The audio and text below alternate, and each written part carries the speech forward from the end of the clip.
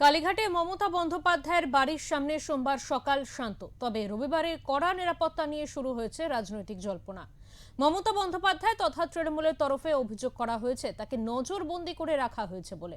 তবে এই বিষয়ে সোমবার পাল্টা মন্তব্য করেছেন দিলীপ ঘোষ। সব মিলিয়ে এই ঘটনাকে কেন্দ্র করে শুরু হয়েছে রাজনৈতিক আলোচনা।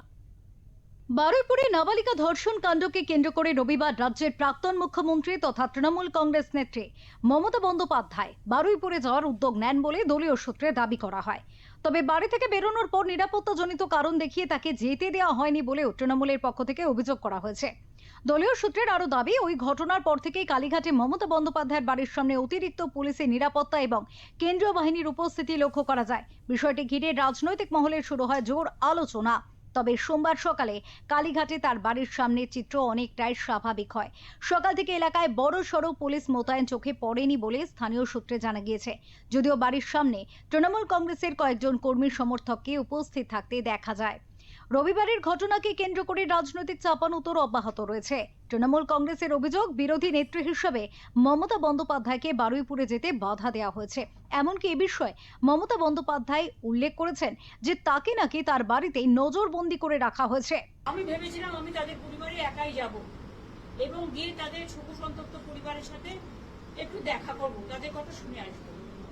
কিন্তু দেখুন, আমার বাড়ির সামনে থেকে একেবারে সমস্ত রাস্তা মোড়ে মাথা থেকে আমার বাড়ি পর্যন্ত লুটমার ছুটছে এবং পুরোপুরি প্রায় 1000 পুলিশ, সিআরপিএফ থেকে শুরু করে আরো সমস্ত পুলিশ, ছেলে পুলিশ, মেয়ে পুলিশ, গুন্ডা দমন পুলিশ, ডাকাত দমন পুলিশ, দমন পুলিশ সবাই মিলে সেখানে জমায়েত হয়েছে। কি না তো আমাদের নাকি নজরবন্দি করে রাখা হয়েছে, আমি শুনছি হাউস অ্যারেস্ট করা হয়েছে, মুখে না বললেও। অন্যদিকে প্রশাসনের পক্ষ থেকে নিরাপত্তার বিষয়টিকে গুরুত্ব দেওয়া হয়েছে বলে জানা যায়। যদিও এই বিষয়ে মন্ত্রী দিলীপ ঘোষ তিনি বলেন, মমতা বন্দ্যোপাধ্যায় যেখানে খুশি যেতে পারেন, এমনকি বাংলাদেশেও চলে যেতে পারেন। কেউ ওনার সঙ্গে দেখা করতেই আসে না, উনি যেখানে ইচ্ছা চলে যেতে পারেন, বাংলাদেশেও যেতে পারেন, কেউ আটকাবে না। এই মুহূর্তে বারুইপুরের ঘটনাকে কেন্দ্র করে রাজ্যের রাজনৈতিক আবহ আরও একবার উত্তপ্ত হয়ে উঠেছে। একই সাথে কালীঘাটে মমতা বন্দ্যোপাধ্যায়ের বাড়ির সামনে নিরাপত্তা ব্যবস্থা নিয়েও রাজনৈতিক মহলে নানা জল্পনা তৈরি হয়েছে। ব্যুরো রিপোর্ট, ওঙ্কার বাংলা।